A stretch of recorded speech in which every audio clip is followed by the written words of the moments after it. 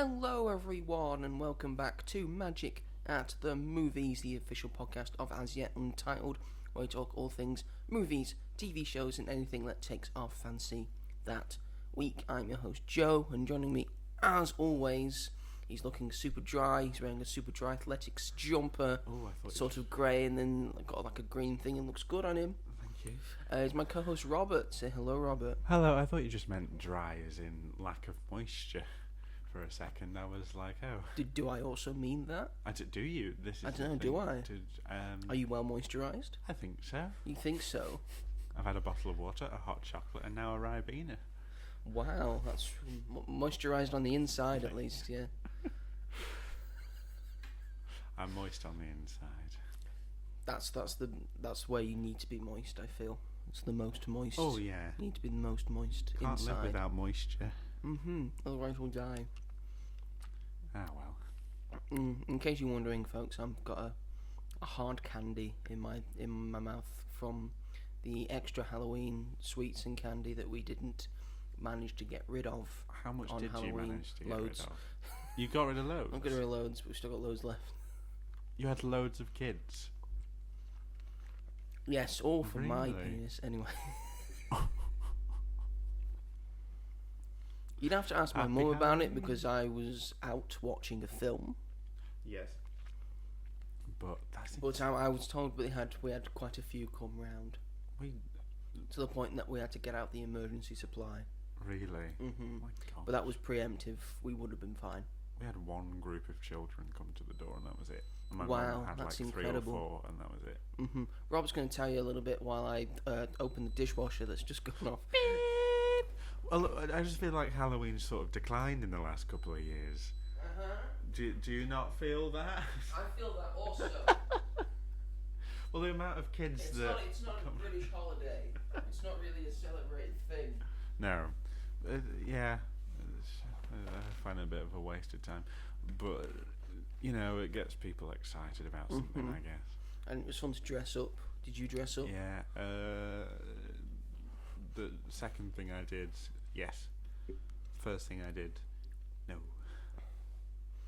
What was the first thing? What was the second thing? So, me and my friends had planned to just go around to one of their houses and have a takeaway and watch it, Welcome to Derry, the first 2 episodes that are released. We didn't do that. We were just listening to music. And then we went to one of the pubs that we like to go into, and they show Rocky Horror every year, so that was fun. Awesome.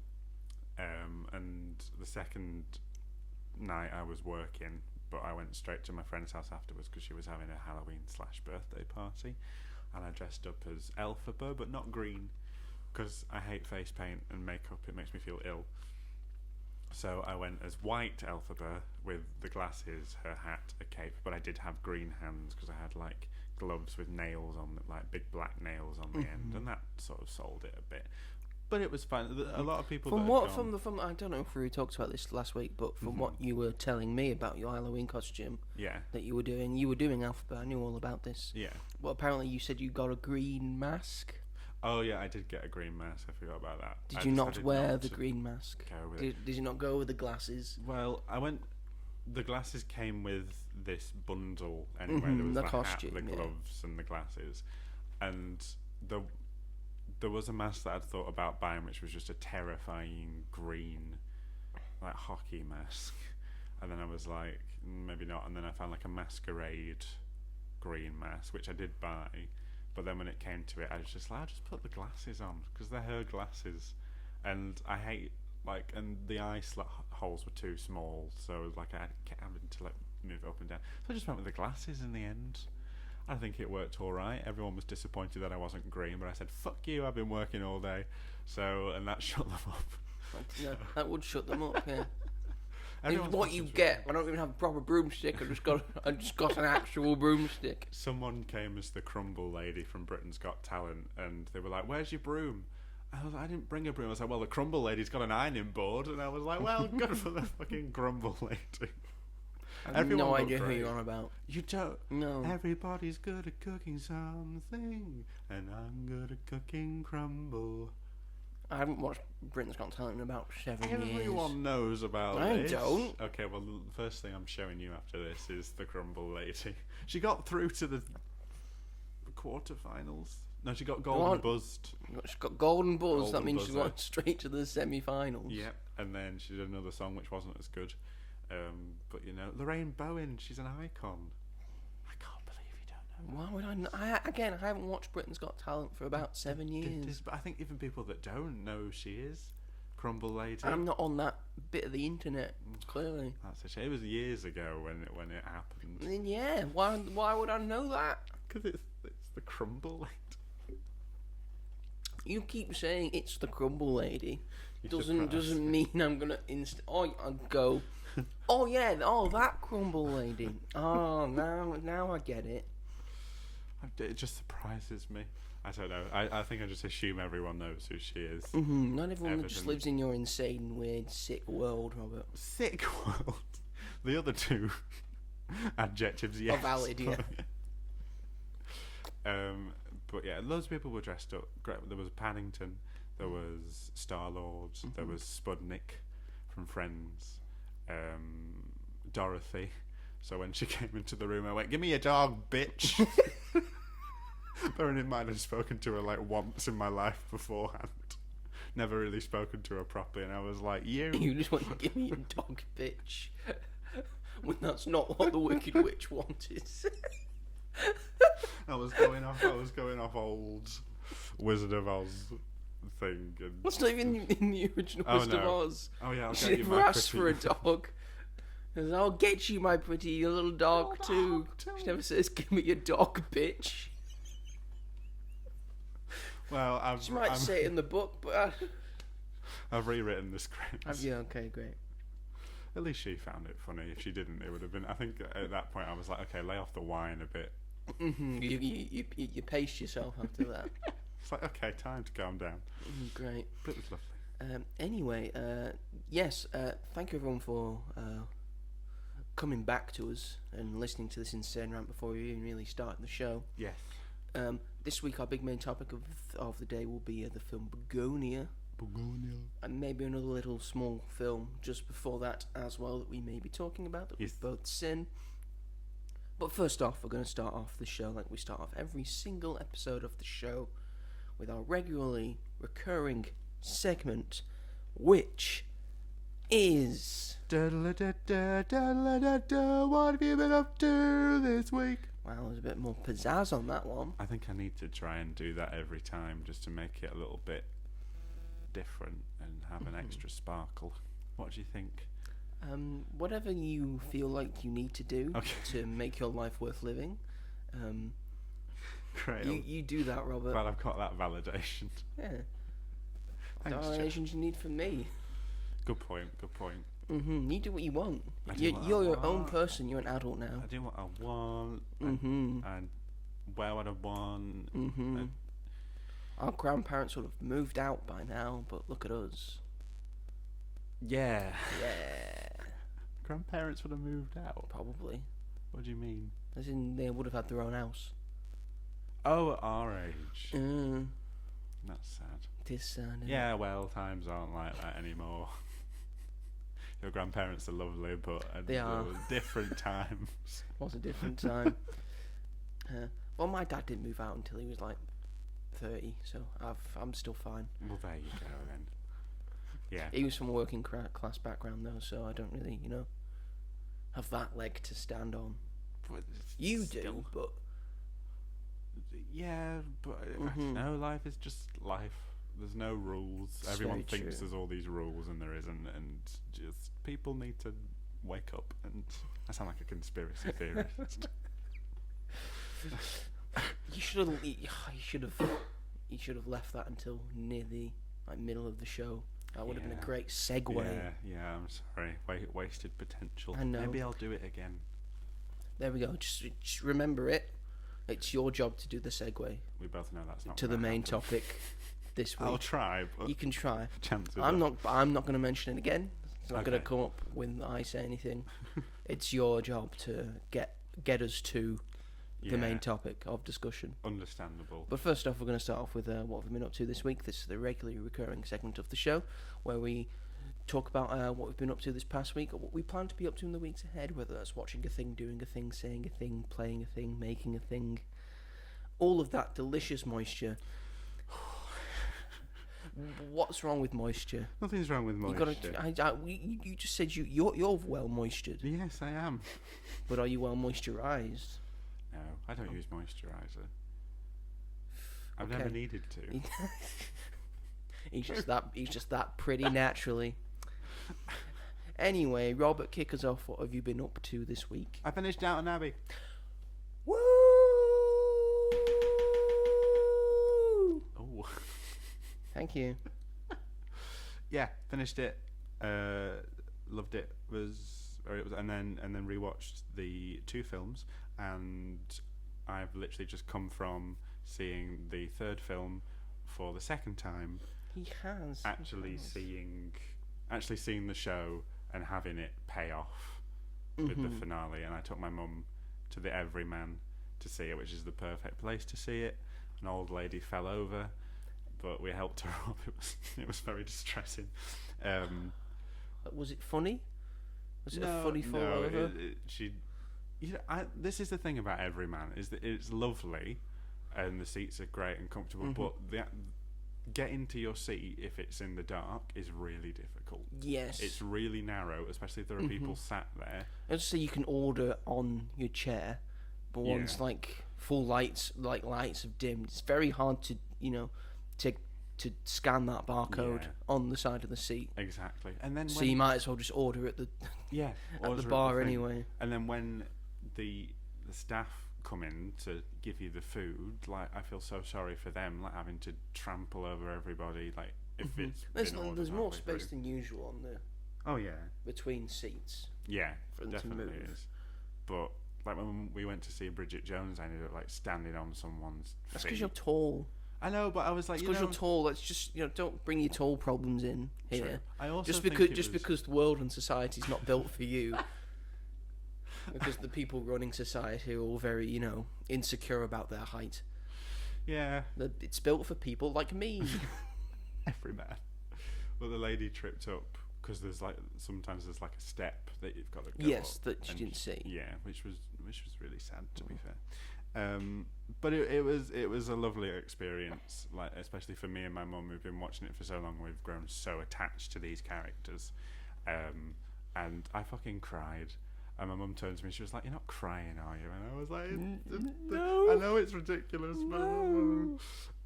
So yeah, but it ends it so well, and I love it very much. My mum actually presented me with a finishing Downton present. She'd bought me this, like, your mum's adorable. She is. I've not really met her, but I love your mum. Finishing Downton present. Did she get one for herself as well? No. After she finished Downton? I think I need to now. Now I feel like I'll need to get my mum a finishing Downton present once she eventually watches the final movie. Which you can. It's available to rent and buy on streaming now. I'm not going to rent and buy it. She's going to wait till it goes on Sky Cinema, probably. Yeah, that's fair enough. Probably won't be that long anyway. She got me a People magazine. Every time one of the films have come out, I've done a special Downton magazine, and she gave me the one from the second film, and I was very chuffed. And it's got really good pictures in it, and it's really interesting. There's interviews with all the cast, so that was very lovely. So yeah, today was just a nice way to top it off by seeing it in like the best way sort of possible. And I love it so much. And did your mum like it as well? Oh yeah, she loved it. Yeah, really did. Like, there was a lady that was sat near down where we are, and she came up to my mum at the end, and she was like, "Oh, wasn't that just wonderful?" And we were like, "Yeah, it was." Oh, taking right back to the 40s. That's why I like going to Everyman, because you get to bond with the middle-aged elderly women. The elderly middle-class women, yes. So yeah, Downton is done. Done with Downton. He's done.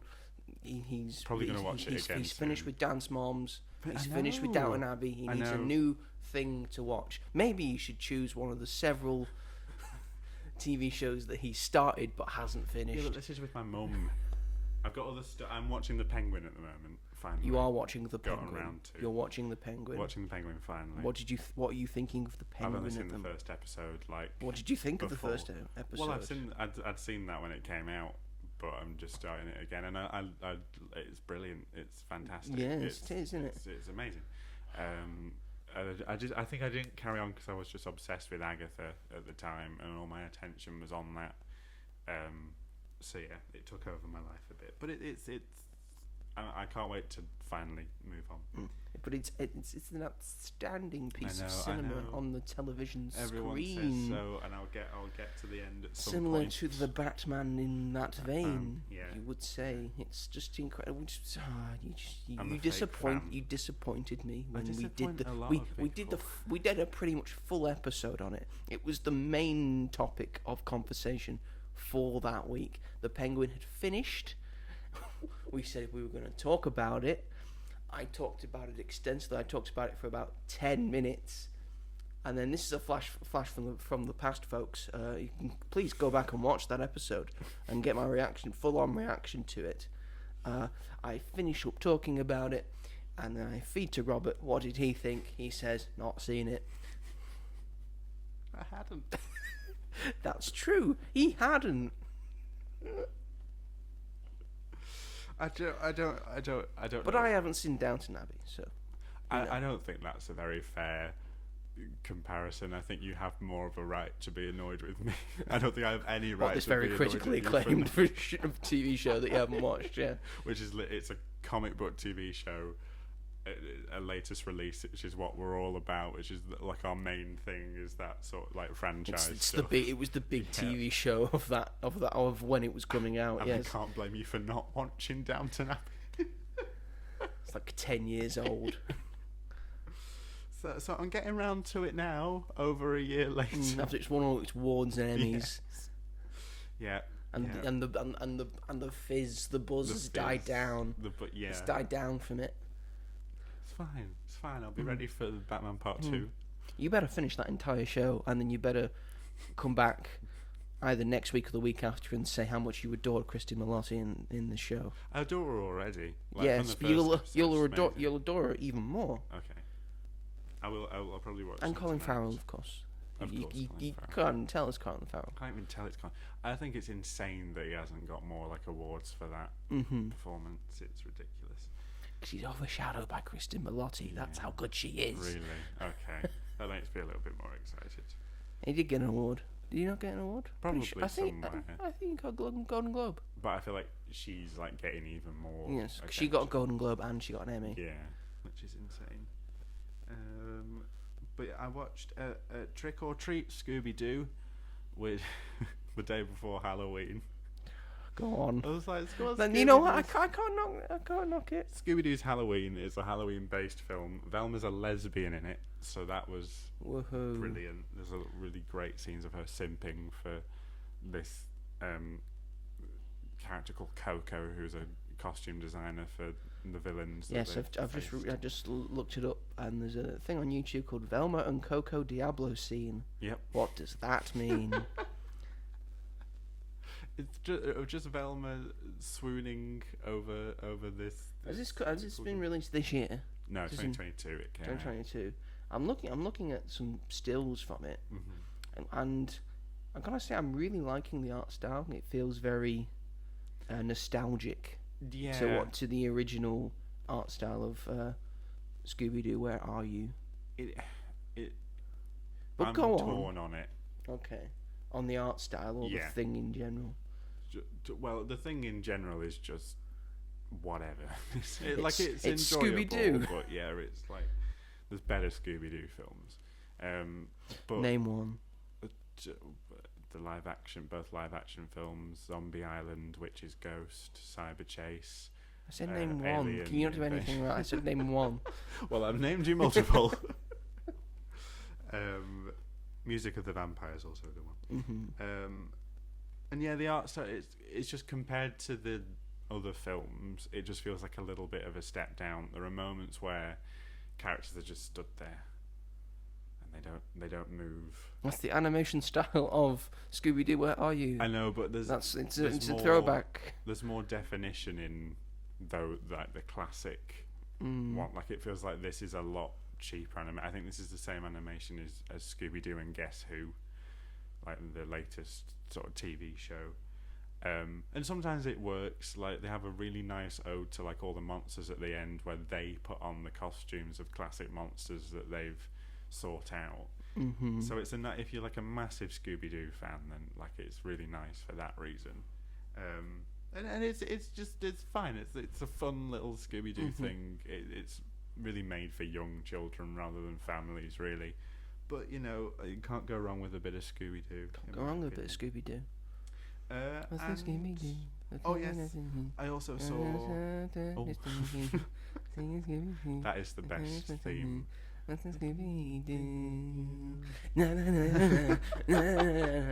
well, it's the one we grew up with, I imagine. It is the one we grew up with, yeah. But those were the days. Just get home, see BBC at like 5 o'clock. It'd be like new episodes. I do quite like Mr. Incorporated as well. I think that's a good show. Because that's like for like teenagers as well. I kind of feel it's a lot darker. I love the anime and the way it ends. The way that fucking show ends. Oh my god! Because they cancelled it, so we didn't get to see the conclusion. But the ending is insane. So we don't get any more of that, but we get 2 series of Velma. 2 series of fucking Velma. And that Be Cool Scooby-Doo. That Be Cool Scooby-Doo looks like every Cartoon Network show ever. Apparently, it's not meant to be that bad, but whatever. I don't know. And they're doing a live-action series. I think it's like a teen. Sort of like Riverdale, but with Scooby-Doo in a way. So I hope it doesn't go the way of Riverdale, but I'm open to like a live-action series of it. We'll see. You know how Warner Brothers is trying to we just make big franchise things here. I want to just do things that are a recognisable franchise, and everyone's going, well, Scooby-Doo's right fucking there. Yeah. If you just get it right. Literally. Just do it properly. Bring back the cast from the live-action films and bring back the Gunn. Bring back the James Gunn, who wrote the first 2 live-action movies. Ask him to tame it down the same way you did for the second one, because he's way too sexual and weird in the first one. He actually thinks the second one's the best one. It is because it is. Because it is. The second one's like a perfect adaptation of the cartoon. Scooby-Doo 2 Monsters Unleashed. Yeah. Oh, so good. The theory is that actually Scooby-Doo 2 actually takes place before Scooby-Doo. Oh, okay. Is the idea. I don't like that idea. Yeah. That doesn't make sense to me. Because the whole point is that it's like all their monsters from the past. What do you mean desexualized the 2 things? Do you one remember that moment- scene in Scooby-Doo 2 Monsters Unleashed? Which I'm very glad about. I'm glad that it exists. But like the first one, I watched it recently, and it's insane how like adult it is, to the point where sometimes it's like, this is a little bit too far. It's still a good film, but I find it weird people who prefer the first one. I'm like, but the second one is such a good adaptation. It's like directly out of it. I fucking love Scooby-Doo. Who doesn't love Scooby-Doo? It's just, it's people like childhood people who don't like exactly. I feel like it's sort of gone in the way of the Muppets sort of recently. Yes. Like of it like fading out. Like people still love it, but it's not as They used to come out with like 2 animated films every year, and they don't do that anymore because I don't think they were like making any money. So, here's to the future of Scooby-Doo and Mystery Incorporated. Whoa. Mystery Incorporated. That's a very good impression of Alicia Silverstone, aka Jonathan Jacobo, aka what's his name? B-Tech Tim Dr. Blake Doon. Nelson. Yeah. Great film. And last night I saw Frankenstein. Guillermo del Toro's Frankenstein in the cinema before it comes out on Netflix later this week. You see, I want to go see it, and I know it's playing at the moment. Yeah. Unfortunately, I will with other, I have prior commitments for other Yeah. things, and I will not be able I to know, it's get round to it. So I will, like all the other plebs, have to wait for it to come to Netflix. But mark my words, I will not miss the Wake Up Dead Man screenings. And it'll be difficult to, because they've got 2 weeks. Yeah, That's exactly. got 2 weeks instead of Hopefully just a week. It comes because Bloody hell. this didn't come to us like it's been out for 2 weeks, Over but there. we didn't get it like where we live. Like it's been out for 2 weeks in other places that are far away, like Stockport. I thought you meant in other countries, but no, Stockport. That's the closest place it was playing like last week, but now it's sort of just for 1 week in places similar to us. And I felt very lucky to be able to see it on the big screen because it demands to be seen on the big screen. It's not made for streaming at all. And I think I doubt Guillermo del Toro's ever made a film that was for streaming. No, I mean, exactly. he made Pinocchio.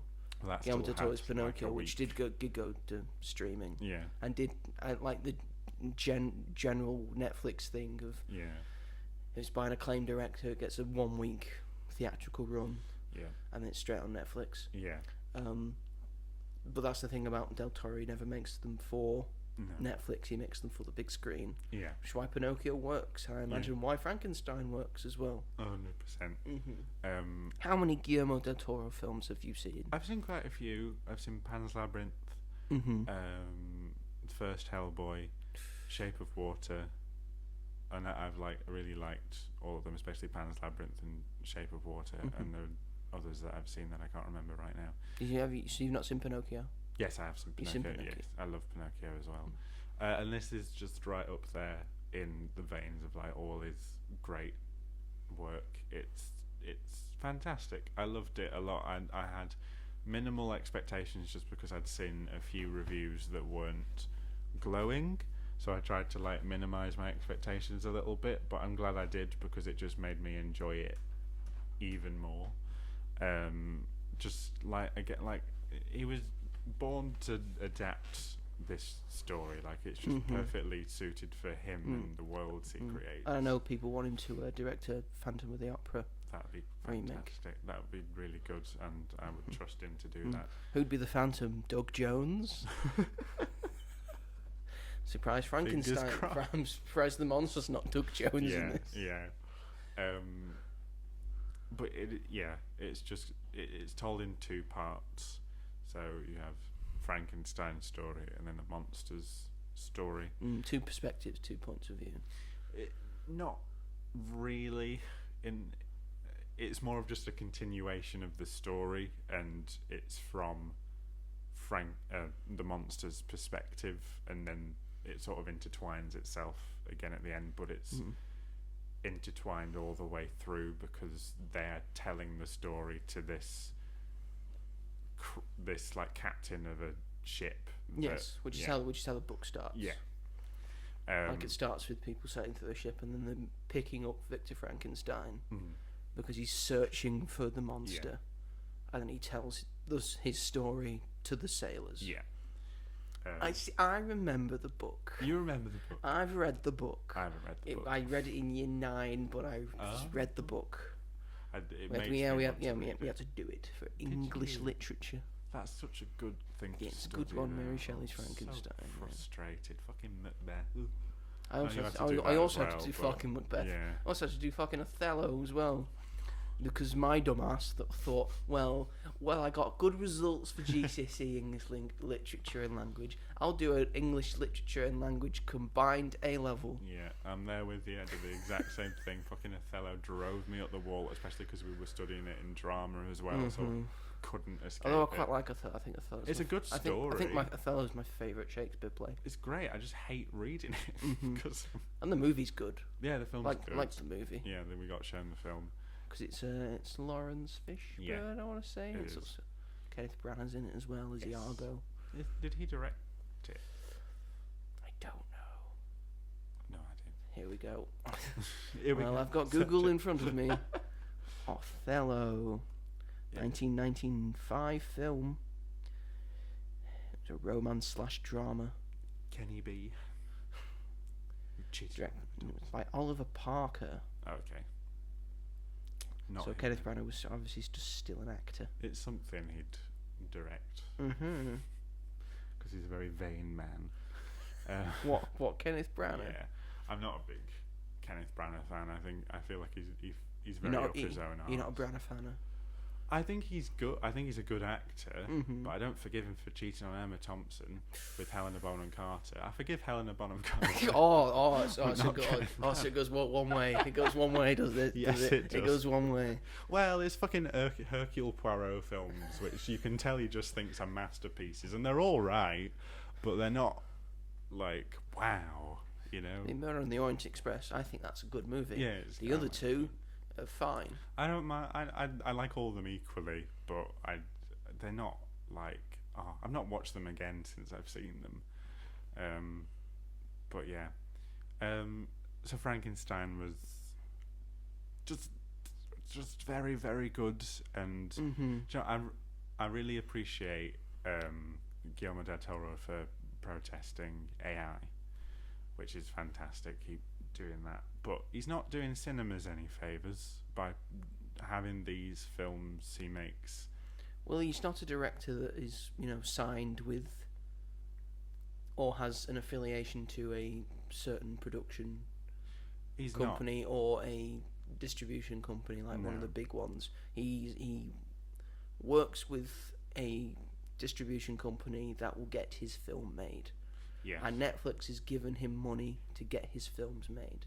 That is the only reason why these are on Netflix, because Netflix gave him the money to make his art. Right. Essentially, these are why these are on Netflix, and it's not. I wouldn't say it's his fault. No, not necessarily. That they're not going to cinemas, because they should be going to cinemas. But he just blame the people running Netflix. But he signed the dot. He knew what he was in for. Yeah. This is the one thing that I'm like, because you knew that if Netflix funded it. But he's already been paid for it, and everyone's already been paid for it. But I don't get what was which is wrong what with you do with a Searchlight. upfront streaming thing. Yeah. Well, Searchlight, put Nightmare Alley and Shape of Water winning Best Picture. Mm-hmm. Like, they put those films out. So I don't know why he went. I guess Netflix was offering him a huge amount of money. Mm. But I don't know, this is the thing. For me, it's just like a huge contrast. Like, he knew that he would become a streaming director ultimately in the end, and I'm like, that's not helping cinemas. You're helping them for like a week, but then after that, like, I was just imagining if this had played and for it's a month. and it's a very different thing, because say what you want about Apple TV, Yeah. but at least they brought in a bunch of very acclaimed directors, gave them a bunch of money to make a passion project or something they really wanted to make. So they got Scorsese and they got Ridley Scott, and they got to make what they wanted, and it got a full theatrical run. Did those make any money? No, not really. No. But at least they were. I think at least they were put in cinemas for at least a month. Yeah, literally. I think Apple are doing it a lot better than Netflix are, because Netflix just feels like it's gatekeeping, because they don't like to share the money with the theatres that are putting the films in the cinema. And I think Netflix is just a very greedy company, which is fair enough, because it's the biggest one and it's got some of the biggest franchises at the moment. But It's also chronically in debt. yes, that's true. Well, no wonder if they're giving all this money, to like Guillermo del Toro and stuff, and then not being able to get any of that money back by not putting it in cinemas. Exactly. What, you think you're going to get more subscribers? Most people are already subscribed to Netflix. Exactly. And like, I was just thinking, what if this film had like come out at the beginning of October, played until just after Halloween, and then gone? Like, everyone would have gone to see like new Frankenstein. Yeah. Don't want to see Black Phone 2, or don't want to go see Guillermo del Toro's Frankenstein in the month of Halloween, and everyone would have probably done it, but we'll never know now. These people are idiots. We should be running things. We should be running things. We should. But it was just such a great experience to see it where it was intended, and the performances are exquisite. Like Oscar Isaac's really great. I feel like this and Moon Knight, you're sort of seeing him in lights that we hadn't seen him before. Because I'm not a huge Oscar Isaac fan, I'm going to be completely honest. Like, I don't like Poe Dameron. I think he's an annoying little shit. I like Poe Dameron. I like him in the first one, but that's because he's not in it very much. Second But one, he's in it. hate him. But he's in it. He is in it. I don't mind him in the third one, but he's great. Mia Goth's performance is a lot tamer than what we're used to, but I feel like that's a testament to how good of an actor she actually is, because this role needed to be played a lot more tenderly. But Jacob Elordi is incredible as Frankenstein's monster. Genuinely one of the most beautiful, soulful, humane performances I've seen in a long while, and I was surprised by that, because I was like, what do you mean fucking Jacob Elordi is going to be Frankenstein's monster? Of all people, he's too pretty. He's too pretty. I don't think we've really seen him show off that he would be well suited for it, but I think it's probably his best role to date. The way he plays it is so believable, and watching him evolve is just fantastic and so emotional. And yeah, like I've always thought he was a good actor. I think he's fantastic in Saltburn. A lot of people don't like Saltburn for stupid reasons. I like Saltburn, and I think Jacob Elordi's really good in it. Yeah, exactly. We know what's up. Yeah, we know. We know. This is why we should be running things. And even though his character's really cringe in Euphoria, he is really good in it. And he's going to be in Wuthering Heights, which I think he'll do a really good job with. But this, I think, will be a performance that he's remembered for, especially because obviously we've had our adaptations of Frankenstein, but I don't think to this sort of level. They've always sort of failed, that they've never really been well received.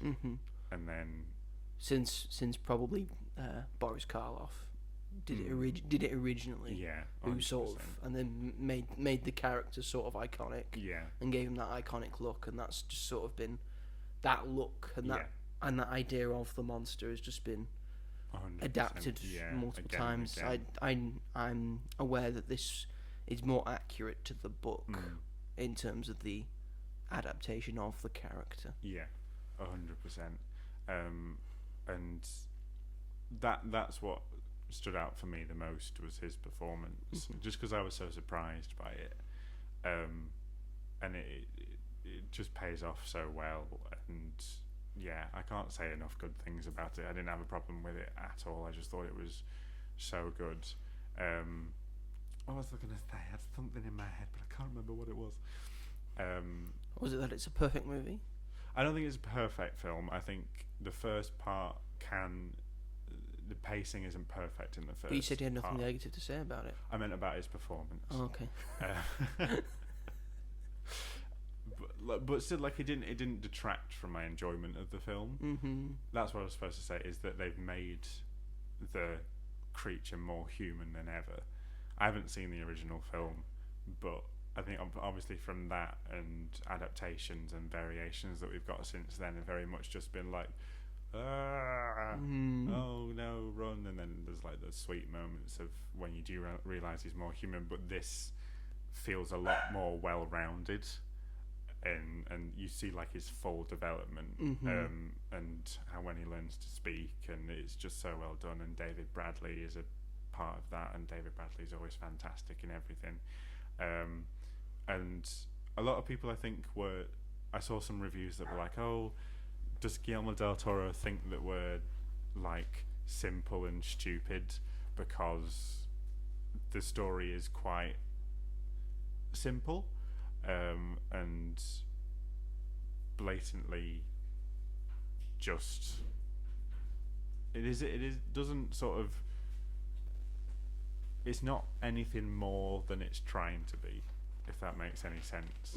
Like, people are like, oh, does Guillermo del Toro think we're stupid because of the messages about, you know, playing God and like the creator, and that he's the real monster, and it's like, yeah, but that's the story. That's the book. Yeah, exactly. What did you want him to story. do? Like, does Guillermo del Toro think that we're all stupid? It's like, no, he's adapting the book. Like, everyone knows the story. It's like that article when someone said people are suddenly finding out that Frankenstein's not a monster; he's just misunderstood. And then someone just tweets under it, "So, yeah, that's the book.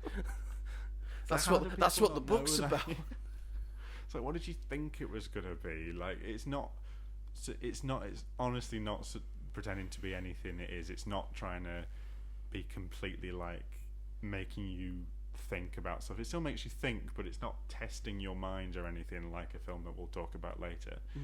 It's just simply a really well told adaptation of this really famous story, and it literally feels like you're opening up like a pop-up book, you know, like one of those that you can buy from like Waterstones, like one of the like classic fairy tales. It feels like opening one of those up.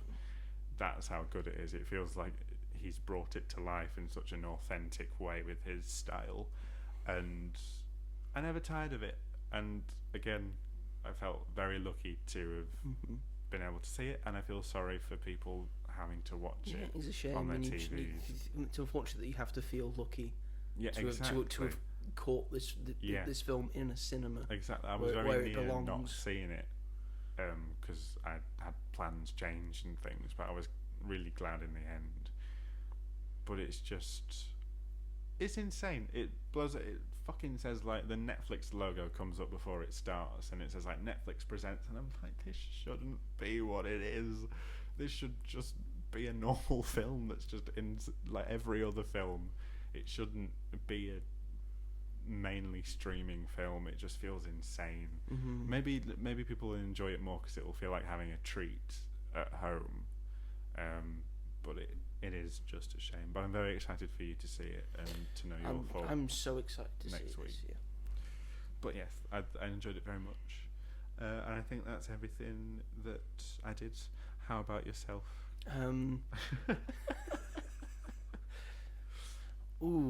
So much things have happened this week. Well, I can do a main thing first. As well as seeing the two big new films that we're going to be talking about later on. On the Sunday, I was working on a Sunday. Right. It's a very long, hard shift.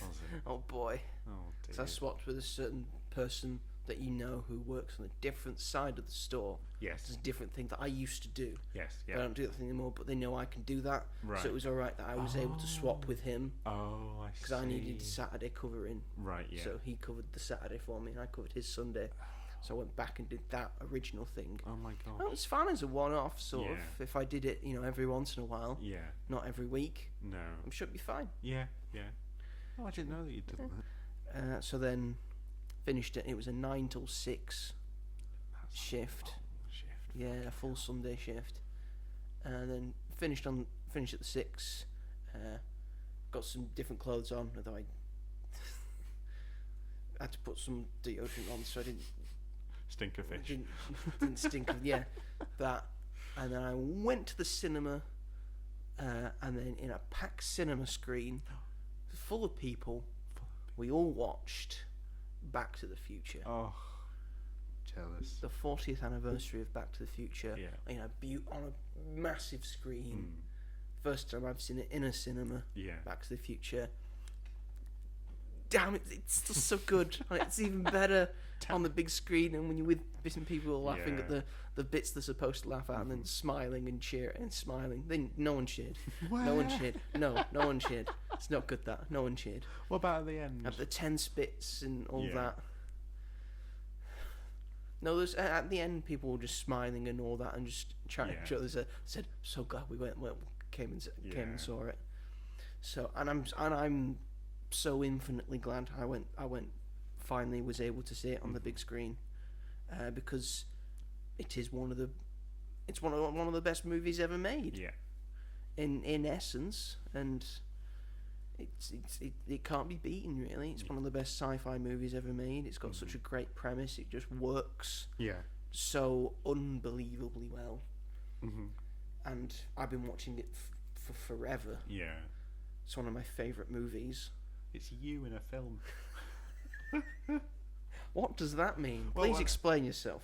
I know that your favourite film is Curse of the Black Pearl, but I don't know when I think of what about this movie? It's everything that you like. It's got the music. It's the premise. It's funny. It's heartfelt. It's just like, that is the reason why it's one of the most famous and most beloved films of all time.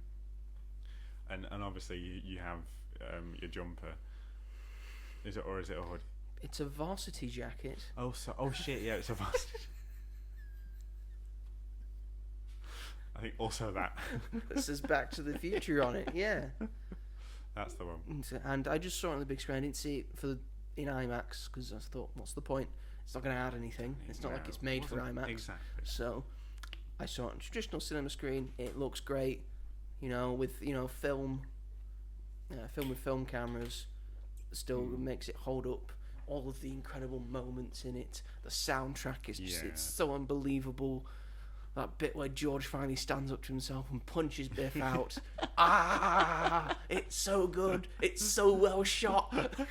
It's so unbelievably well done. I love it so much. I love this movie. It's great. And, Christopher Lloyd and what's his name? I forgot his name. Michael J. Fox and Christopher Lloyd.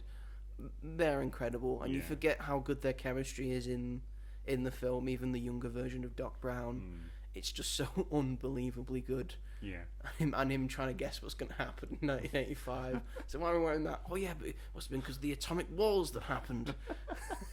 Why is everything so heavy? Because Marty keeps saying things, it's heavy, man. Because of 80s lingo and slang. And as I was watching it, I was thinking, I understand that Bob Gale and Robert Zemeckis, and Bob Gale was I think helped write it with Robert Zemeckis, and Robert Zemeckis directed it. It also says at the start of a Steven Spielberg film, because I think he was either the producer or the executive producer. And it was a big name to put onto it as well.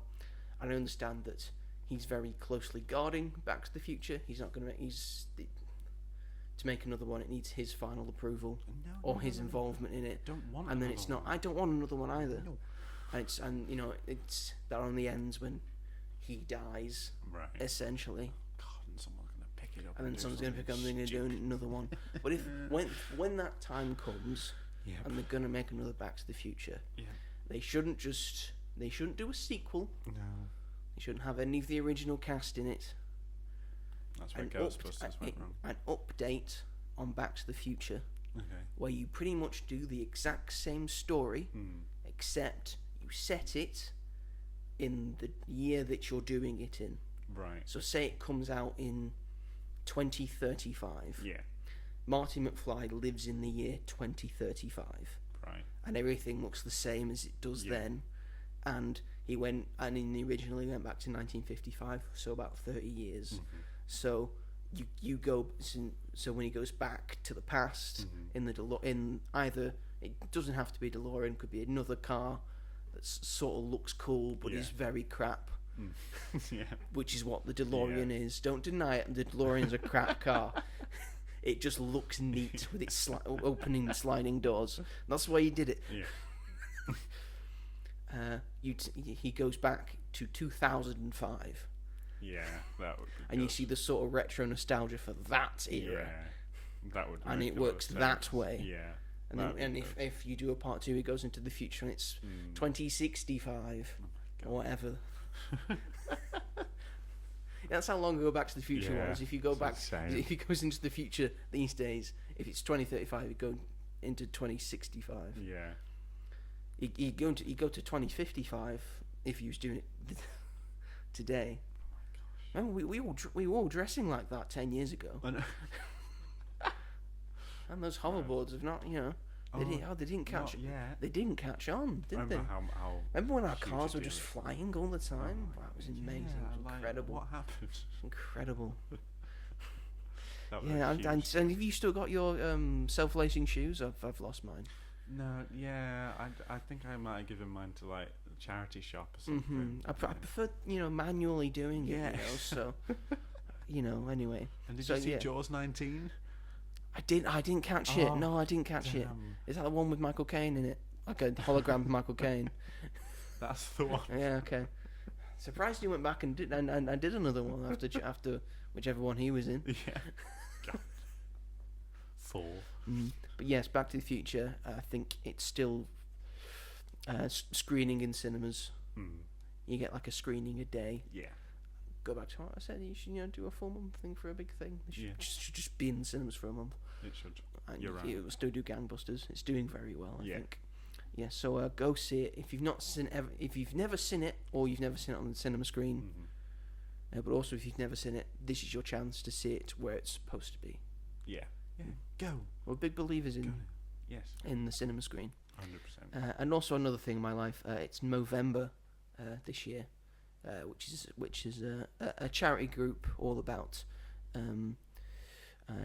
giving a voice to about prostate cancer. And getting men to check their prostate, so they don't, get cancer and all that, and also about men's mental health and men's illnesses and all of that jazz. So as well as giving my donation to the cause, in which cause it's a thing I really believe in. Yeah. More the mental health thing, less the prostate thing, because I've never had that. You believe in prostates? I believe in having a prostate. But check your prostate, folks. Get down there and you're checking for lumps and all that. But also, as well as donating, I've chopped off, hacked away my beautiful mighty beard. Yes, and left myself with just a beautiful mighty moustache. Mighty moustache. And I mean, you can't see this. This is audio only. Imagine it, guys. But just imagine it. I imagine I'll be doing a review of Predator Badlands when that comes out, and this will still be here. Well, all of the films I will review this month, this is what I will look like. So you hang in there, folks. You'll see it. Look out for Wicked for Good. He'll look like Jeff Goldblum. You'll see it soon. Oh my God, it's the wizard. Again, we can't describe it to you at the moment. I can't show you at the moment, but I'm sure Robert can describe how it looks for you. Looks like Toby from Bake Off, but with glasses. Do you know who I mean? I know who you mean. I don't think I look like that at all. I think it's not as bushy as Toby's, but if it's I think I've got too chubby a face. I disagree. I think you look like Toby. Okay. Is that a compliment or not? Yeah. Toby's gay, is he not? No, he's got a girlfriend. Oh, good, great. Not Tom. Are you thinking of Tom? I'm thinking of Tom, yeah. The other one, Toby. Oh, the other one. Last week. Oh, okay. Right. Grand. It's a compliment. All right, I'll take it. So yeah, that's essentially what I did with my week. I watched Back to the Future and I cut my beard off. That was fine. I wish I did more with it. I wish I did. I really did. But again, I've been playing video games, but I've not finished any of them, so I can't talk about them. And they're still all ongoing. Yeah, well, that's fine. You've been busy. You've been doing things. Construction at the house is done. Yeah, that's why you're not hearing anything. It's all done. Everything's beautiful and perfect now. It is. It's very, very nice. And now you can relax. I can relax. And not be it's over. It's over now. And now just a lead up to Christmas. Yes. Everything's going to look great. But anyway, shall we move it along? Jingle jangle, a Christmas Bingle journey. bongle, dingle dangle, lickety too, lickety tar, yippee tappy too tar. Is this a character from Inside Out 3 or something? No, that's an outtake from Doctor Who. Oh, is it? Oh gosh. Sorry, fake fan. A fake fan indeed. He calls himself he says he's a fan of certain things, but when he says he's a fan of certain things, he's only become a fan of the thing like 2 years ago. Yeah, well, I was born, but I was only 2 years old when... No, he was born like this. My poor mother. She deserves the Downton magazine, not me. So yes, we'll start with the slightly smaller release. Yeah. Because this was released... Get it? That's what I was doing. Oh. Yeah. Did you not... For people like me that aren't quick to get it, they appreciated my input, I'm sure. But then it just ruins the surprise for the people who don't get it. People But the people may who not do know. understand it think, oh, that was very clever what he did. People might think. But now, it's, now those are the people who I'm trying to appease. people They've might left. think it's the other Well, way. I'm trying to get the smart people here to watch our show. Smart people don't listen to our podcast. To unwind, to make themselves feel more smart by listening to us Well, that's true. drone on about nonsense. We don't do that. We just talked for about almost 10 minutes about my moustache. It was an important part of the episode. And what was that weird tangent and segue we went on to at the start of the show? Can't even Halloween. officially. You haven't even officially started it. No, not really. So there you go. So yes, this was the smaller release. Yeah. This year. Oh, sorry, this week. This past week. This whole You're year. ruining me. You're putting me off. Because this was, well, for us at least, it was released straight to Netflix. And it is the film Ballad of a Small Player. Ballad of a Tiny Gambler. Song of a Tiny Gambler. Anyway, yes, this is the latest film by Edward Berger, who did the Netflix film All Quiet on the Western Front, which is an incredible film. I don't know if you've seen it. It's outstanding, and it won. I think it won Best Foreign Picture at the Oscars that year, and it was nominated for Best Picture as well. He directed the film Conclave, which won best film at the BAFTAs, and was nominated for Best Picture last year. And this is his latest film. It stars Colin Farrell and Tilda Swinton. As long as Fala Chen, Dini IP, and Alex Jennings as well. It's released on the 29th of August at Telluride Festival. Well, we'll get them next year. What? What the hell's Telluride? I don't have a budget to tell you. I don't have a box office to tell you. Yes, this is about a Colin Farrell stars. It's about pretty much a small-time gambler who's living in Macau, that one. which is in Asia, or in China. Basically it's the gambling capital of the world. Vegas thinks it's all that, but this is like Vegas times 2. It had an Eiffel Tower and a Big Ben. I saw it. Take that, Vegas. It's got people coming around as centurions as well. And he makes his living playing the game known as Baccarat, which sounds like a very easy game that we could play. It's a very quick game. It's a very quick, very easy game. I couldn't believe how quick it was. I was like, oh, that's over, is it? Okay. It's fine. It's like 21. 21's over. Yeah, that's basically what it is. Yeah, Isn't it? it's not like Texas Hold'em poker, No.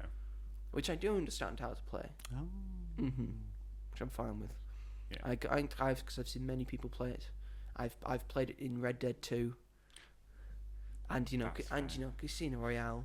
That's how my friend knows how to play poker, is because of like GTA and Red Dead Redemption. Red Dead 2, yeah.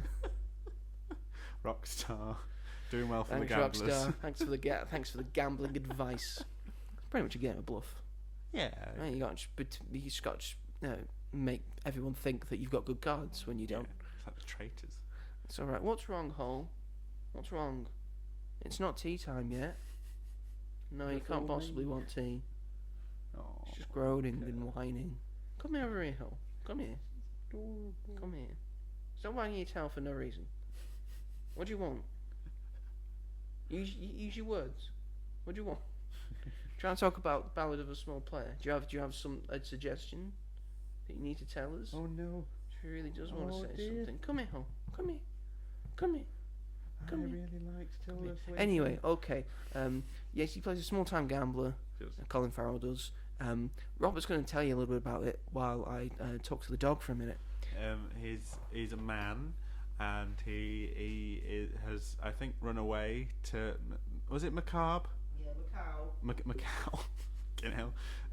And he sort of like wastes his life away in a sort of way.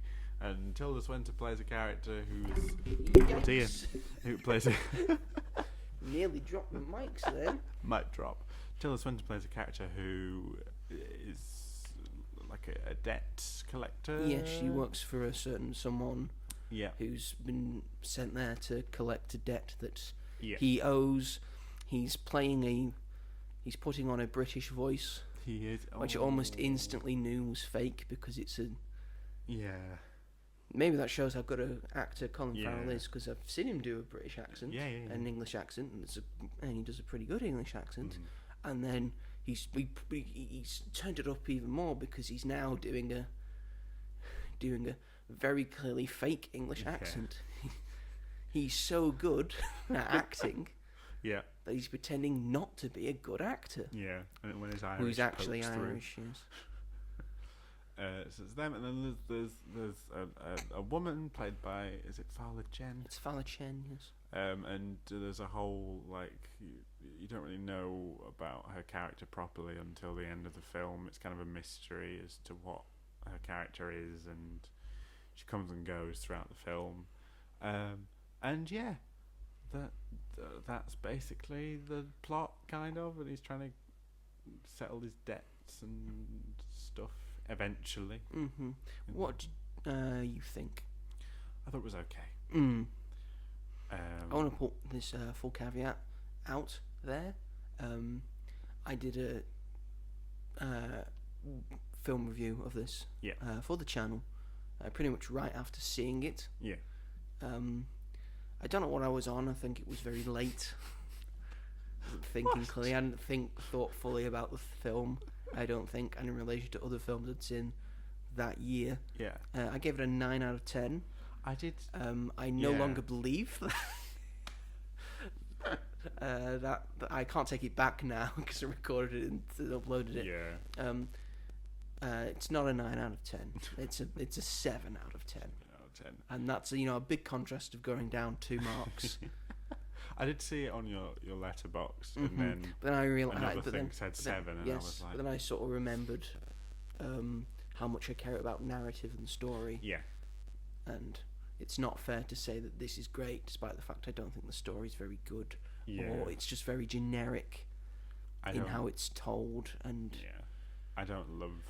And then say, oh, the visuals, it looks stunning. It's just like it's Yeah. incredibly well made. It's an incredibly well made film, and it is. It's an incredibly well made film. yeah. I'll go into detail with that later, and then say Avatar's a 6 out of 10. Yeah, no, that makes sense. I think that's very valid to say.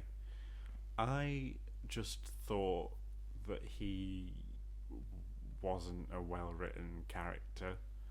I thought he was so, not his performance. Without Colin Farrell, this would have been a lot worse. Imagine if it was Jared Leto. Oh my god, it would have been like half a star. I would have hated it if it was anybody else. But I gave it a 6 out of 10. And I'd mentioned to you a couple of weeks ago that I was looking forward to watching it because I thought it looked really good. Yes.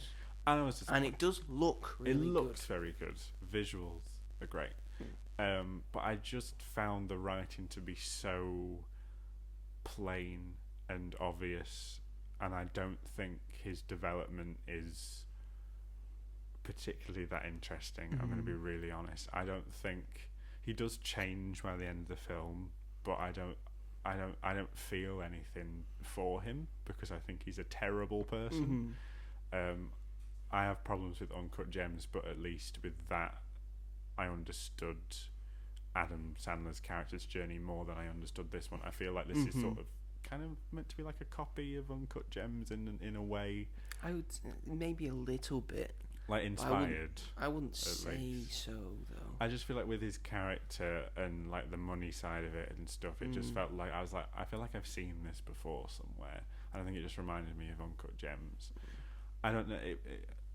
Like you find out that the reason why he's here is because he's stolen money from a rich old lady, and the film tries to make you sympathise with the fact when he's like, oh yeah, but she was rich and she wouldn't no. And I was like, no, that doesn't mean it's okay. Mm-hmm. Like, we don't know this old lady. We don't see her at all, so we don't know whether she was a nice we person. we just get shown all the terrible sinful things that he does, exactly, and it's not just greed.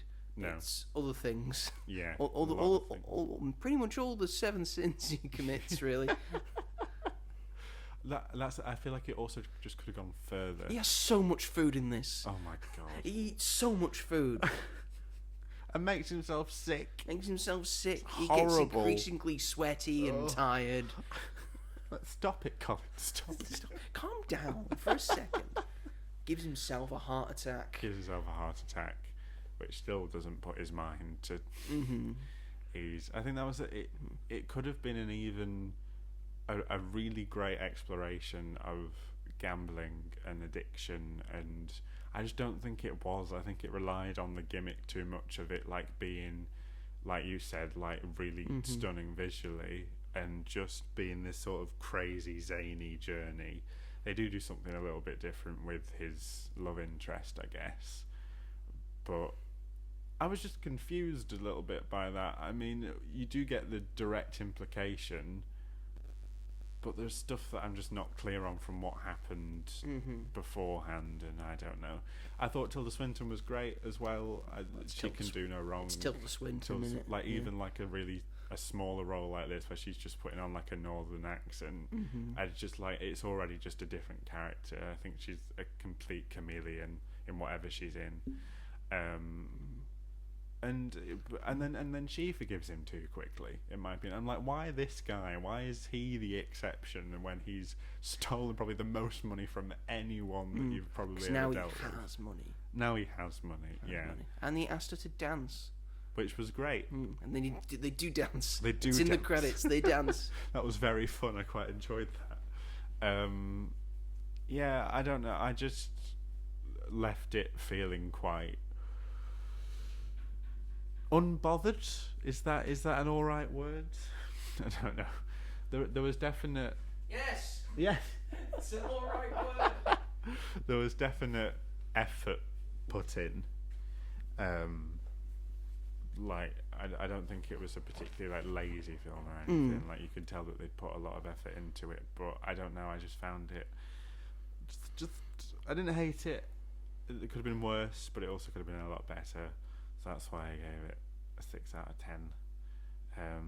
I'm curious, Mr. 9 out of 10 originally. Not a 9 out of 10. It's not. I don't know why I said it. You're just on a high. I was just on a high, but then I realised the narrative does, again, like you say, doesn't hold up. Yeah. It's very samey and formulaic. You've seen it before. Yeah. Him coming back and becoming a good guy. It sort of turns on a dime at the end. Yeah.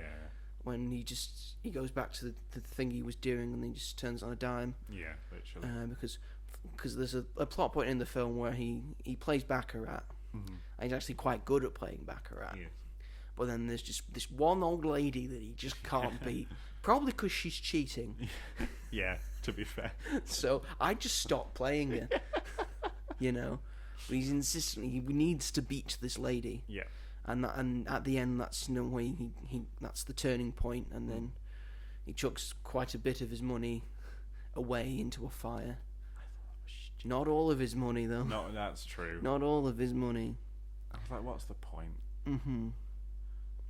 But yes, narratively it's fine. You can get through this film. I think what makes this film is how it looks, how it feels. Just setting it in Makar, which is just a beautifully colourful, just place and part of the world, especially at night time. Gambling capital of the world, there's big lights and everything. All the costumes and makeup are so very well done.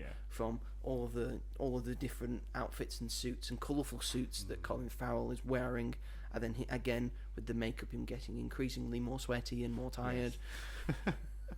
Stop it, Colin. More tired. Everything is so colourful and bright. Yeah. And then it gets dark for certain moments where it feels the most beneficial from the narrative and from the story. Basically, all the cinematic elements are really elevating and helping this film Yeah. if this was directed by anyone else except Edward Berger, Yeah. or of a director that's not of the caliber of Edward Berger. This would definitely not be a film we would be talking about. Yeah. We'd just say, oh, this is just a piece of shit Yeah. streaming thing that's just trying to be uncut gems. But because of all of the stuff that is brought into this film, the cinematography as well is just incredible. Yeah. Incredibly well done, and the performances of Colin Farrell and Tilda Swinton and Vala Chen as well are also very good as well, to really elevate this film that doesn't have the substance to really back up what it is trying to make. If this had more stuff in it to like, to really give these elements something to work for, then this would be one of the best films of the year. It's just so close, but it's missing the core element of filmmaking and storytelling, which is the narrative and the story, is what I can say. So, yes, I apologise for the 9 out of 10. I apologise. I'm sorry. I apologise for having It's an a opinion. 7 out of 10 at best. That's me being kind. Yeah. I just also felt that if he hadn't won at the end, then he wouldn't have changed. Like, I feel like he would have just been miserable and just gone off on another one of his streaks. Like, it all sort of rested within him winning that game. Yes, because they were all in. Yeah, exactly. So that...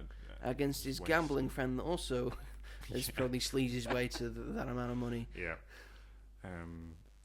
I just found him just very frustrating, and you sort of see the same thing happening again and again of him losing, going back to his hotel, getting angry, having a heart attack, eating his way, and then like you saw that about 3 times, and I was like, I'm bored of this.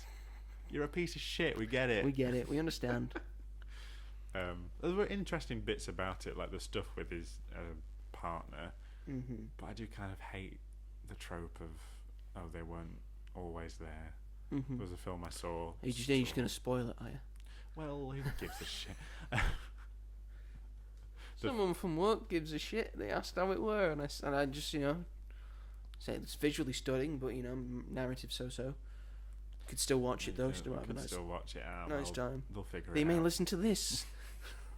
But the film Straw, which came out this year from Tyler Perry, spoiler alert for that film. That film's ending, it like turns out that her daughter had died the day before, and she was in this like psychotic state where she thought she was still alive, and I hated that ending. I thought it was stupid, and this does that better because it's not as like, I don't know, it is supposed to be a twist, but I also feel like it's obvious what it is in a way, so then I was like, what's the point? I don't know. Yeah, there's a lot to talk about with it, I'll give it that, but it's just, it could have been something really special, and That's it true. just wasn't, unfortunately. Sorry, I love you, Colin Farrell and Tilda Swinton, and I really liked Conclave. But Colin Farrell, you've not had a good year.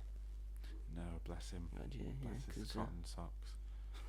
Oh, bless your cotton socks. Well, he's such a good actor, He's a and good it's actor, such a shame to see him like again and again things just not go his way. I mean, at least he's got like the Penguin and the Batman and stuff, but even he's tired of that because of the effort he puts into it. Also, it's a lot of prosthetics. It's a lot of prosthetics That he has to do every morning. Exactly. So yeah, poor Colin. But he's going to be in the Batman Part 2. Oh yeah, He's got a small role, but he's in it. He's going to be in it at least. I just want to be in it, and he's read the script and he says, "Oh, it's fantastic. It's so good." And he should have played Grindelwald in the last Fantastic Beasts. Yeah, because he was in the first one, so that would make sense. Him going back to that face, but anyway. Because he was really good in that. But Mads Mikkelsen. He was still good, but it just would have made more sense. Yeah, it's Mads Mikkelsen. I like Mads Mikkelsen. Love him. It's really good. Anyway, shall we move it along to the main film? Yeah. The main film of the week, because the main film of the week. Do you want to say something? Oh shit! Yeah. Fuck did I say? I sound like a conspiracy theorist. Oh, and that's similar to what we're going to talk about now. What a good segue. Well done, me. I'm going to pat myself on the back.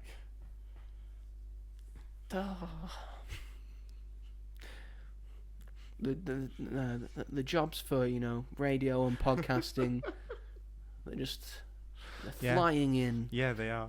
They really want to work with us. This episode is my CV. I'm really being pulled up by you. I'm not being pulled down at all. I'd just be that fucking guy that comes on for 5 minutes to tell you some random shit that happened this week. When I put in applications for radio jobs, they say put some work in, some examples of work. So I have to put this in. Yeah, good work. Maybe I know why I don't hear back anymore.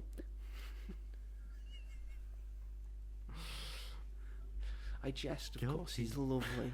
He's a lovely man. Just a bit simple-minded. Yes, our big main film of this past week that has come out is the film Bugonia. Bugonia. What does it mean? Who fucking knows? I think we'll ever know. Yes, this is the latest film by Yorgos Lanthimos. Lanthimos, who did the films The Favourite and Poor Things and Kinds of Kindness. So he's worked with Emma Stone quite a lot. And he's working with Emma Stone again because Emma Stone's in this film. As well as Jesse Plemons and a surprise. Scooby-Doo 2. Yes. Darwin Beacon 4. Have that in mind.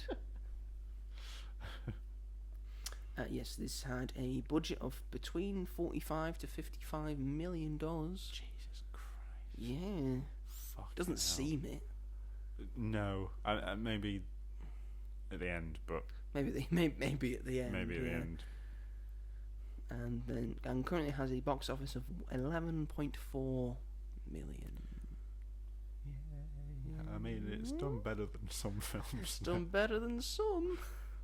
This year, yeah, we can say it's done better than some this year. And this is all about, like Robert was saying, it's got a lot of conspiracy theorist vibes in here. Yes. It's all about a character that Jesse Plemons plays, who is a big conspiracy theorist, who thinks that the woman running the company that he works for is an alien from another planet. Yeah. And they are the main reason why humanity is so downtrodden. At least certain people in humanity are downtrodden because, the big higher ups, the big CEOs of every company, apparently they're all aliens. Must be. They must be. They must be. And this is all about that. And I think the film is intentionally sort of comical about conspiracy theories and the ridiculousness of them, and really is coming to terms with the idea of that and the idea of the internet and how it affects you. Definitely. What did you think, Robert? Awkward silence, breathless silence. I was really looking it's an audio medium, so remember to talk. I was really looking forward to it. That's not a good sign. No, it is, don't worry. I was really looking forward to it. No, I was looking forward to it anyway because of Poor Things and Kinds of Kindness, 2 films I love very much. What about The Favourite? And The Favourite as well. I love 2. Are you saying you don't love Olivia Colman? How dare you? Of course I love Olivia Colman. Oscar winner Olivia Colman, that she won for that role. One of her quotes is my serialised bio. Go on. And so that was... what's the bio? What's the bio? What's the bio? What's the bio? I like your hat. It's a hairscarf. Looks like a hat. Well, it's a hairscarf. And my Instagram bio used to be, you look like a badger. This is all from Fleabag. Not that quote. You look like a badger's from The Favourite. Is it from The Favourite? You look like a badger. Did you just look at me? Look at me. Look at me. Just look at me. Look at me. You looked at me. How dare you? Close your eyes. Fucking love that woman. It was a big wet sponge. Emma Stone had to finger me. Oh, just one of my favourite people in the world. Like that. Oh, I wish she'd do another collaboration with Yorgos because she has the energy for it. Yeah, she really does, and she surprised everybody with that, and it's so. I was rewatching Staged and I haven't she seen has that. she's in one of the episodes Right. in that, and she's quite delightful and lovely. She'll watch stage. It's great, Okay. and they're only like short episodes as well, Oh, like that's 15, good. 20 minutes. Oh, I'm always looking for stuff. So there like you that. go. Or they're all on iPlayer. Okay, I'll get on that one. I don't know why I've been so fucking secretive. I fucking love this film. I don't know why I've been like. I'm just trying to think of something intelligent. Well, to I was say. excited for it, and when I got there, Trying to build it up. I more, was don't blown know why. away by the contrivances. It was great, and some people I know have really not liked it, but fuck them, because I thought it was just brilliant. And I think what's so great about his films is how layered they are, and how his characters are so fleshed out, and there's so much to them. You'd feel all sorts of emotions for like all of them at different points during his films. And this was no exception, but it still feels individual, like on its own. I saw people thinking that it'd be like a similar sort of thing to Poor Things. It's not. It's completely different. It's like the opposite to Poor Things. I'm in love with his filmmaking style. I'm in love with the actors he chooses.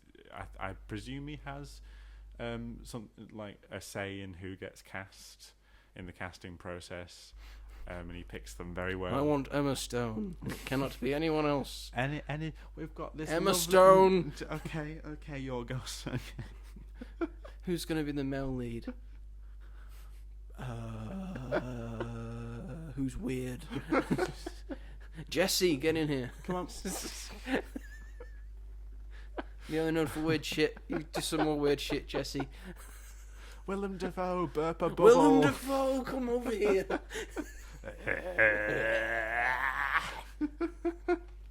My favourite scenes. Impressive.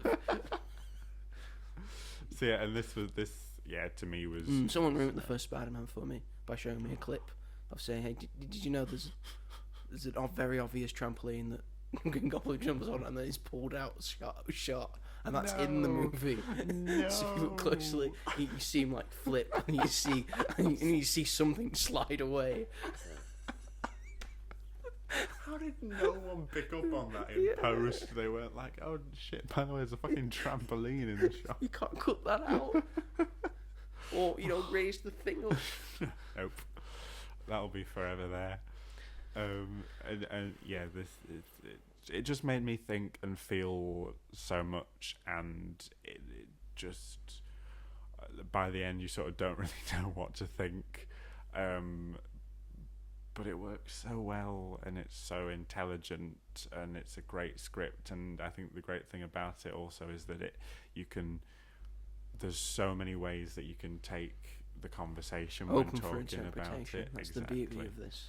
Yeah. And obviously Emma fucking Stone is Emma one of the most fucking incredible Stone. people that's ever Emma walked on fucking this earth. Stone, How about Just- you stop being so fucking good at your job? And leave How some room about for the rest of us. is your agent free and Yeah. available? Are they accepting clients? And, because I feel like I may need your agent. Must be a very good agent. Or maybe she's just very good at choosing the right roles. She does have a lot of. I feel like, she has good judgment. Even like Spider-Man, I think. She's done one franchise thing, and that was Spider-Man. Yeah, that's true. And they were gonna do a Cruella too, but I don't think that's happening anymore. You still need to watch Cruella No, if you I love Emma don't. Stone. You will love Cruella. It's Emma Probably Thompson will, and Emma but Stone. it's probably not her best performance, depending on It's one of her best performances. all of her performances. Oh my god, you'd love Based on all of her Cruella. performances, You'd love Cruella, Joe. based on Easy A and based on La La It's Land. better than Easy A. How dare you? Because she's not. You don't. That's how she became You her. don't think about her. You think about. What about her in Superbad? What about her performance in Superbad? Okay, but you What you about her would. performance in The Favourite and all these Yorgos things? You went to see fucking Lilo and Stitch, I did. I regret it. and Cruella is a great film, I'm not denying and the that. reviews are there to prove I'm not it. denying. Have I said it was a terrible film? No, I just know you'd like it. I'm busy. We'll watch it together at some Are point. we going to watch Sound of Music together as well? Yes. You fucking... Well, to throwing be it fair, throwing it Cruella's on me. about 2 hours and 15 minutes. It's quite a long film. Yeah, so watch Sound of Music. Good point. It will be on at Christmas. It will be on at Christmas. It will be on at Christmas. I'll make it my mission to watch it. Get yourself at a Radio Christmas. Times and circle when Sound of Music's on. Bugonia. Bugonia. Bugonia. Bugonia. Bugonia. Yeah, I feel like you can't really talk about it too much in depth without spoiling things because there's a lot of stuff that happens. But We've given you the premise of it. Mhm. Conspiracy theorists think she's an alien. Yeah. All that jazz. All that jazz. Stop it. It's just a saying I say. You don't have to lead it into the song All That Jazz because you're going to make me want to sing the song. You Chicago slut. It's a good musical. You're It's correct. a good film. You're right. That's not an insult. No. I am a Chicago slut. That's what you should have gone as for Halloween. A Chicago slut. What would that costume look like? Is it just the state of... Fishnet. Is it just the city of Chicago, but I've got fishnets around it? You're not Trina Vega. Am I one of the many people that have come out of Chicago? You could be Am I the Catherine bear? Zeta-Jones. Am I the bear? Am I Jeremy Allen White Could be Bridget as Jones. the bear? He's a bit of a Chicago slut, isn't he? Yeah, to be fair. Go as 'Cause Bruce Springsteen. what defines a slut? Is it just attractiveness? Or is it you being easy? A. Emma Stone is not a slut. No, she's not. Never has been. No, Well, maybe no, in Poor Things.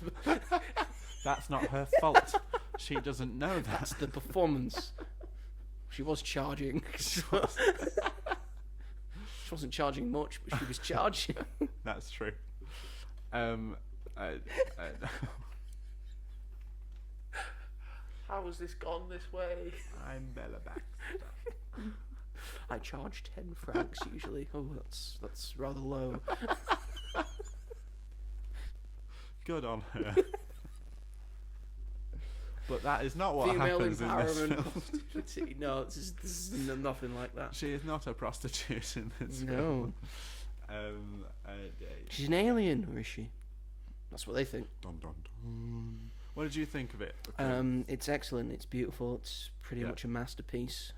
I tend to try and look at films as not as in a whole general what films are. I look at what this film is and what this film is trying to be, and this film nails every single beat of what this film is supposed to be and is trying to be. Yeah. It's a perfect film. I think there is not a scrap of fat on it. There is I had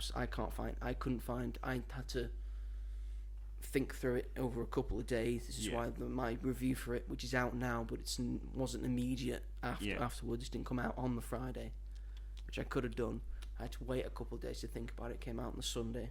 That's fair. After thinking about it, I still couldn't find anything wrong with it. The cinematography, the score, the soundtrack, the use of lighting and camera work and setting, and the entire idea and narrative and plot and story of this entire thing, the performances, Jesus Christ, the performances. Emma fucking Stone, as we were saying, but Jesse Plemons is also incredible in this movie. And also a surprise appearance from Alicia Silverstone as well. Always loved to see Alicia Silverstone not doing birding to her children. Yes. Oh God, yeah. That's when she chews food and then regurgitates it into her children's mouths, which is what she did with the kids. That's disgusting. Yeah, she didn't get many roles after that. No, came out. She also didn't get many roles after Batman and Robin, but why that's besides not? She was a fantastic, comics accurate Batgirl. So far, our only live-action Batgirl. That's so sad. That is very sad. I Well, we don't were care close. if Batgirl was shit or not. I know. We needed a would have Batgirl. watched it. Brendan Fraser. As I the would have villain. watched Brendan Fraser as the villain. Michael Keaton Batman was in it. The suit looked good. The suit looked good. It looked comic accurate. Just fucking release it. They're not going to. They're not Just going fucking to. release it. At least we got Coyote versus Acme. Exactly. Thank God. We're off topic again. Sorry. How do we get to Coyote versus Acme? Alicia Silverstone, you swine. A cancelled film to the other film that was supposed to be cancelled. But yes, this is. I expect big things for this film. Yes. Award season wise. Better. Well, it better get Fuck all nominated. else. Well, that's not strictly true, but. Well, all I can think of is Sinners 1, Battle After Another. All right, Wicked's okay, all right, supposed to. let's bring them up. I've got them. Let's bring them up. My award show. Well, our award show. Yeah, our award show, which we're doing. I want us to put these through our friend group chats. Yes. And, I want their opinions as well. Yeah. I'll just give them the categories, they can just fill them in. For best action adventure. Me.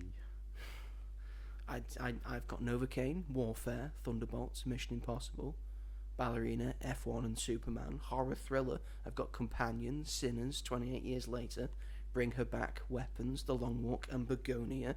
Best drama, I've got Black Bag, Last Breath, The Penguin Lessons, Echo Valley, Materialists, The Life of Chuck, One Battle After Another and I Swear. Musical comedy, I've got Bridget Jones' Mad About the Boy, The Phoenician Scheme, K-pop Demon Hunters, The Naked Gun and the Roses, Wicked's not out yet. Good Best point. animation, I've got Elio, K-pop Demon Hunters, Predator, Killer of Killers, and 1,000 Players Simulate Civilization Rich and Poor. So far for best documentary, I've got Ocean by David Attenborough, Becoming Led Zeppelin and The Perfect Neighbour. So far for best foreign language, I've got Good News. Good news. And best actor, best actress, best supporting actor, best supporting actress. There's a lot. It's kind of got away from me. That's okay. That's fine. I've got best actor, Michael B. Jordan for Sinners, Steve Coogan for The Penguin Lessons, Alfie Williams for 28 Years Later, Tom Cruise for Mission Impossible, Robert De Niro for The Alto Knights, David Corenswet for Superman, Dwayne Johnson for The Smashing Machine, Robert Aramayo for I Swear, and Jesse Plemons for Bugonia. Best actress, I've got Renee Zellweger for Bridget Jones, Julianne Moore for Echo Valley, Jodie Comer for 28 Years Later, Sophie Thatcher for Companion, Florence Pugh for Thunderbolts, Julie Garner for Weapons, and Emma Stone for Bugonia.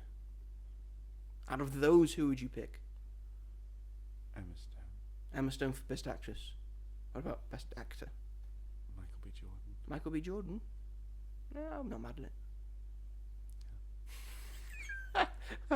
Thank you for your input, Robert. Welcome. I can't wait to do that. But yes, this is a perfect movie and everyone should go and see it. Yeah, it's great, and I feel people will not, and some people will not get it and not like it. Yes. Which is a shame. It's too weird. Which it is. You need But to we be, like that kind of you shit. need to be fed the food like Yeah. babies. You need to be told what's happening. But I feel it's pretty self-explanatory. How is it not? how full was your cinema? We saw the first showing of the day. Mm-hmm. So probably not that it full. wasn't that full, really. There was. I saw an evening, Yeah. Friday evening one, and it was about half full. Like, that's not too bad. But Some for films would be a lot worse. For a Friday evening. Yeah. But also, it was Halloween, so maybe people were just watching horror films. We saw it in the fucking morning. 11:30 on the dot. 11:30. I had to get up to see this. Well, I saw Downton at 10 o'clock this morning. Yes, you did. Only time it was on, and also today. For this, yes. Yes, of course. I would. If you said, "Oh, I can't do the podcast today because I'm seeing Downton Abbey again," I don't think I'd let you back in the house. Then I would have shown you a picture of my mum going. No, we wouldn't have anyway. But yes, that is Bugonia. We can't really say much more about it without spoiling it. You're just going to have to find out for yourself. Go and watch it, it's really good. Go and watch it, it's really good. It's really sad and Yeah, fucking- there's a lot happening in it. yeah, It's funny when it needs to be. It's tragic when it needs to be. yeah. It's shot so well. So brilliantly. Oh, and it makes you feel uncomfortable a lot of Yes. the time, and it's just a grimy little film. Like, you never really know what's fully going on. It's very true. All of this is very true. Yeah, it's But great. yes, if you get anything out of this podcast today, Yeah. it is to go and see Bugonia. Go see it, my G's. Bugonia, where it is. Is that a song?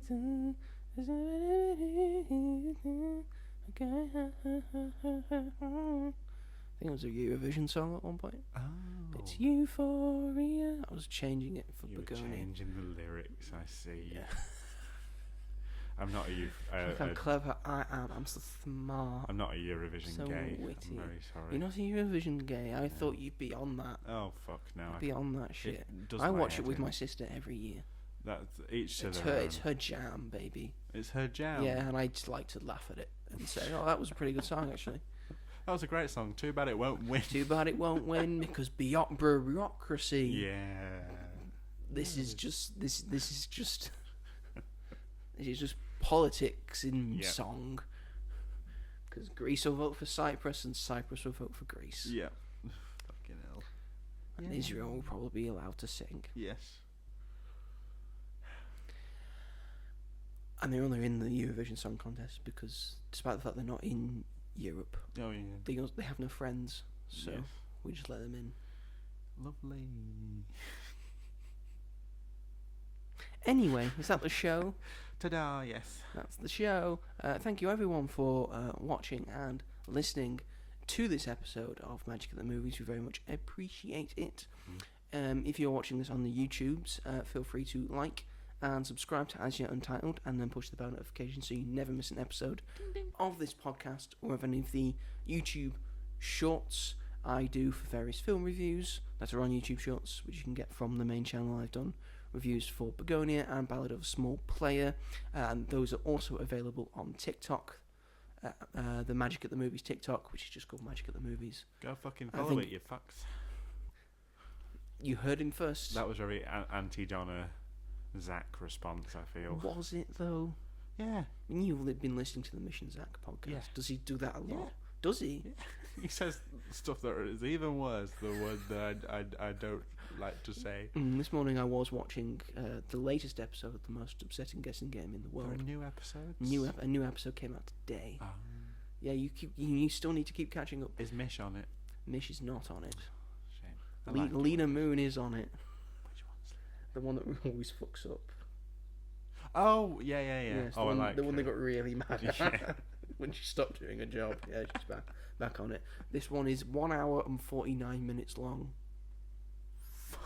It's got all the anti-Donna boys in it. Yeah. It's got Mark guessing. It's never a good idea. Yeah, it's fucked. I'm excited. It's to really see long. that. I get annoyed at Mark at some certain points where he just keeps overly guessing shit, like really weird shit, and I'm just like, just think about what's going on in front of you, and just stop, Mark. Who do you think is the best guesser out of them three? I think Zach. Well, might Zach be. beat his time. Yeah, that's true. It's a bit, so did I even did I beat his time? Yeah, I think I beat his time. Roden was pretty good at it Broden though. was quite good. Roden was pretty good. Yeah, that game is just fucked. But then again, Mark has guessed 3 times. Yeah, that's a good he did point. the original one, he's done this one, and he did the musical one as well. He got through the musical one. So The maybe we should musical give one was so yeah, good. so maybe we should give it to Mark. We had to go through all of that. Anyway, yes. If they want to listen to this on a podcast catcher of choice, Robert, where can they find this podcast? You can find it on Spotify, Oh, Amazon okay. Music, Uh-huh. Sony Music, Yeah. Apple Podcasts, and wherever else they may get their podcasts. Do we know where that is? Not really. Not really, no. But I'm sure it's Not there. Wherever else. I'm sure it's there. I don't. If you use any other service, I don't know you, but you know. Let us know. Good luck to you. What's it called? Yeah, what's it called? I didn't know there were more. I didn't even know Sony podcast was a thing. It's the thing. So you know. If you want to get into contact with the show, we're both on Letterboxd. We are. I am Ginge101. Yeah. Robert is Rob on film. Rob on film. You can introduce that yourself, you know, because it's your thing. All right. You don't have to wait for Robert is, you know. But- You can have your own agency, you know. Oh. Okay. I don't think I'm old enough yet. It's very true. He's a young gun. Luckily, this is not paedophilia yet, so there's not that. Yet. There's not that big a gap. What do you mean yet? Maybe when I'm 30, it will seem weird. What, when I'm 28?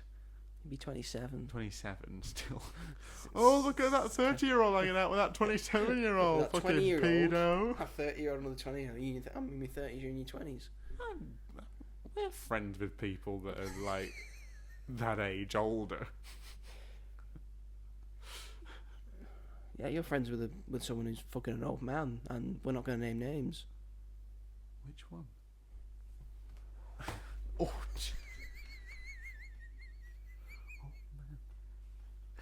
He might not be an old man to you. who are you talking about? We'll do this after. We'll do this after.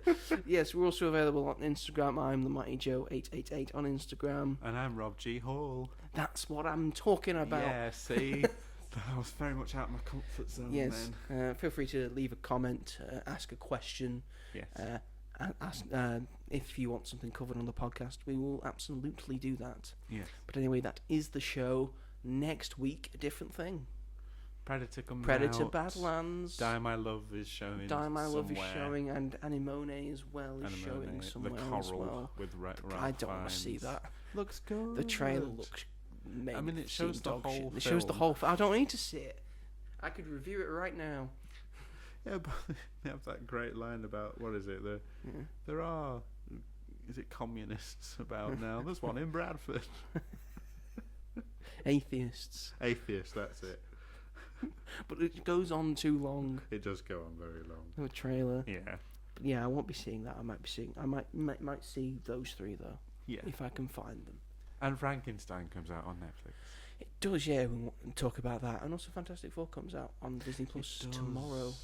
Oh my god, tomorrow. Tomorrow, That's just insane. dropping it on Wednesday. All that hype, and now it's just here to stream for the rest of time. Did alright in the end eventually. Did okay. Did okay. That's why I said all right. Did Did all right. the best out of the three. Best out of but the three MCU movies. Still yeah. not. The Second only to caliber. Superman. Doctor Strange did more the first one, which is kind of disheartening. The first one's good, but you know. Made more than Ant-Man 3. Well, at least it's got that going for it. And Black Widow.